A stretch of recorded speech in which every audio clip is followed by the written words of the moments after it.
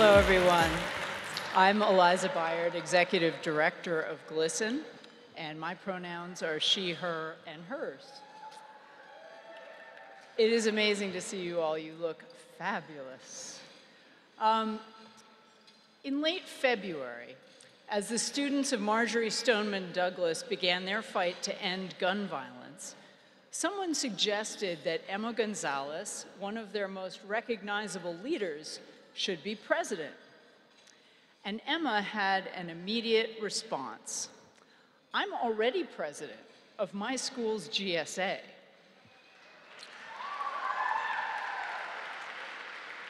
At schools all across the country, GSAs are vital focal points for youth leadership and action. And every youth action, like the astounding March for Our Lives, provides a spark of light and energy to keep us all moving forward in our long journey towards greater justice for all.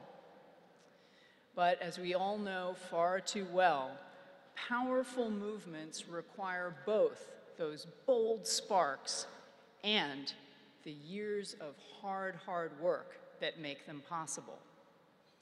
Every successful GSA is the result of a partnership between the students who form the club and the faculty advisor who holds that official space that allows them to exist, and the administrators and school leaders who sometimes even lead the way, as we just saw in the case of E.O. Green.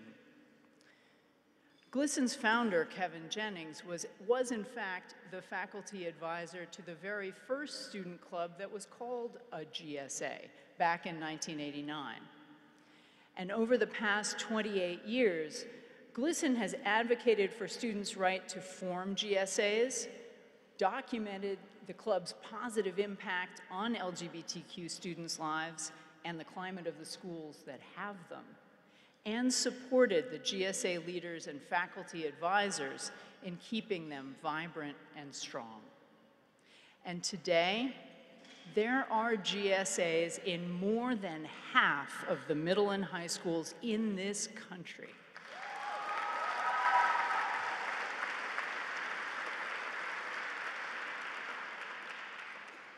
And that is just one of GLSEN's cornerstone achievements over 28 years that now provides a firm foundation in this most difficult time. Last year at this event, the violence of the opposition we face was only just beginning to come into focus, and its dimensions, now more clearly visible, are in fact breathtaking. This administration has stopped enforcing transgender students' rights and has opened the door for school counselors and others to cite personal religious beliefs in refusing care to LGBTQ youth. This administration is trying to erase these youth from the public record by stripping them from the government surveys that guide national law and policy making in this country. There was just yet another announcement today of another government survey where they are taking LGBTQ youth out of the equation.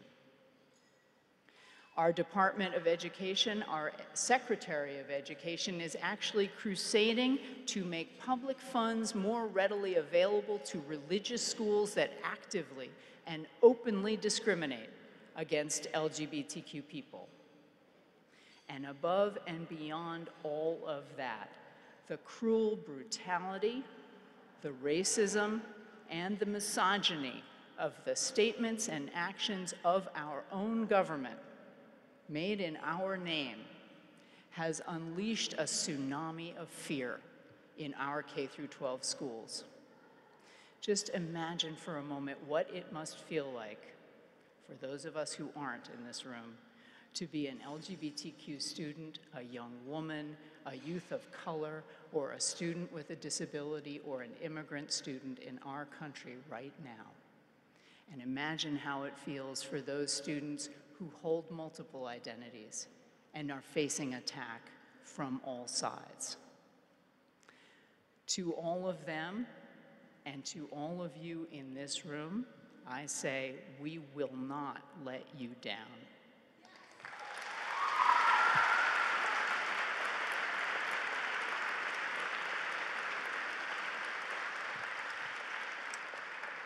Even in these most challenging times, we will keep moving forward and we will continue to build on the progress of the last 28 years.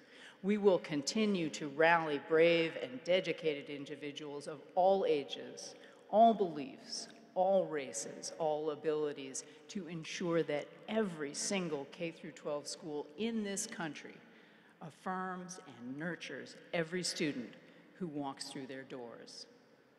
Since I first made that pledge to you last year, here at the First Respect Awards of this dark era, GLSEN chapters and student leaders helped win new local protections for LGBTQ youth in Maryland, Texas, Virginia, Oklahoma, Kentucky, and Tennessee.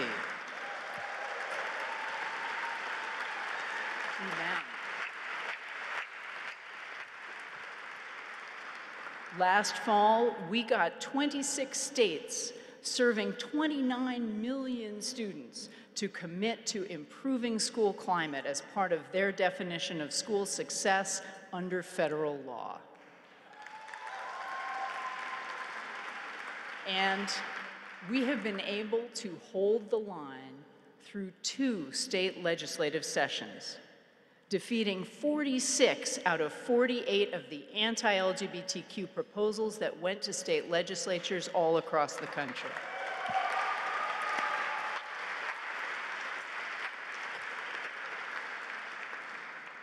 Tonight, I want you to know that the GLSEN network of local chapters is expanding, and we are engaging tens of thousands of new local advocates. Our student leadership programs at the national and local level are growing, and participation in our student campaigns is currently at the highest level that we've ever recorded. Our resources and trainings are reaching more teachers and school staff than ever before.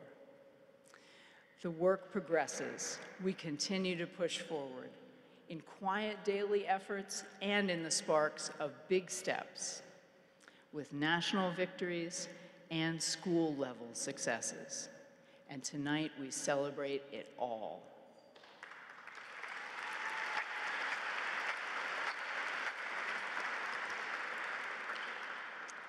None of this work is easy, and none of this progress can ever be taken for granted.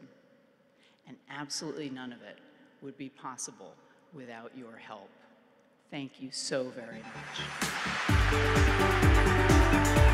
much.